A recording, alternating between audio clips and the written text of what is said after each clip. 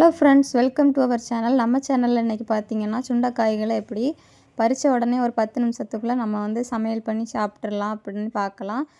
எப்போவும் வந்து நம்ம இந்த காய்களை வந்து பறித்து அப்புறம் உப்புலலாம் ஊற போட்டு வத்தல் பண்ணி தான் பார்த்துருப்பீங்க. ஆனால் இந்த ரெசிப்பியில் பார்த்தீங்கன்னா நம்ம வந்து பறித்த உடனே நம்ம வந்து சமைச்சு சாப்பிட்ற மாதிரி எப்படி இதை யூஸ் பண்ணலாம் அப்படிங்கிறது இந்த வீடியோவில் சொல்கிறேன். அதுக்கு ஃபஸ்ட்டு நம்ம சேனலை சப்ஸ்கிரைப் பண்ணிக்கோங்க.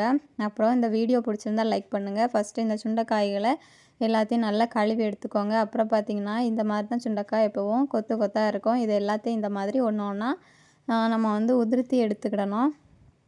பாருங்க, இந்த மாதிரி நம்ம எல்லாத்தையும் அப்படி எடுத்துக்கிடலாம். இந்த காம்பு வந்து வேஸ்ட்டு தான், அதை வந்து நம்ம தூர போட்டுடலாம்.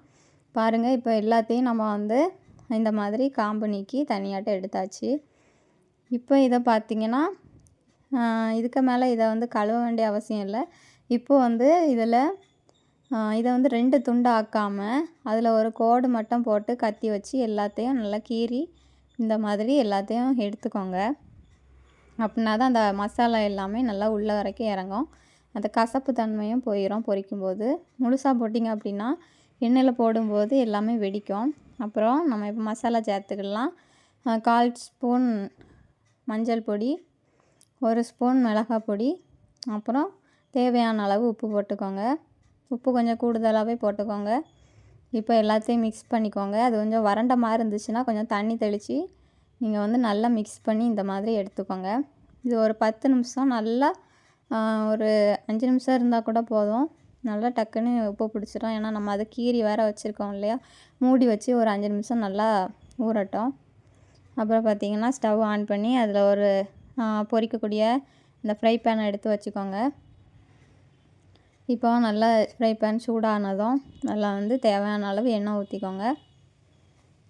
எண்ணெய் வந்து இது ரொம்ப குடிக்காது, அதனால் கம்மியாக எண்ணெய் ஊற்றிக்கோங்க. ஏன்னா வந்து இது பொரிச்சப்புறம் இதில் இருந்த காயில் இருந்த விதைகள்லாம் விழுந்து அதுக்கப்புறம் அந்த எண்ணெய் எதுக்குமே யூஸ் ஆகாது. அதனால் முதல்ல கொஞ்சம் கம்மியாகவே எண்ணெயை ஊற்றிக்கோங்க, உங்களுக்கு தேவையான அளவு மட்டும்.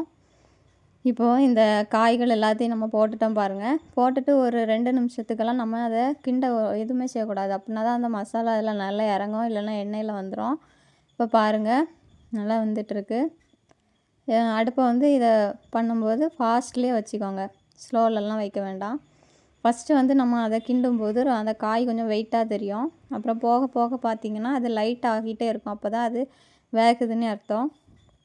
அந்த மாதிரி கடைசியில் வந்து நம்ம வெந்துட்டானே டெஸ்ட் பண்ணுறதுக்கு நல்லா அது வந்து அந்த வத்தல் மாதிரி நல்லா காற்று போல் வந்துடும், வெயிட்டே இல்லாமல். அந்த மாதிரி வந்ததும் இந்த மாதிரி கலர் வந்து க்ரீனாக இருந்தது எப்படி கலர் சேஞ்ச் ஆகுது பாருங்கள். லைட்டு எல்லோ கலர் மாதிரி சேஞ்ச் ஆகுது இல்லையா. இந்த மாதிரி நல்லா மிக்ஸ் பண்ணி இது நல்லா பொரிச்சுக்கோங்க ஃபாஸ்ட்டில் வச்சு. இப்போ இது எல்லாத்தையும் நம்ம எடுத்துடலாம். நல்லா வெந்தாச்சு பாருங்கள். நம்ம சுண்டைக்காய் பொரியல் ரெடி ஆகிட்டு.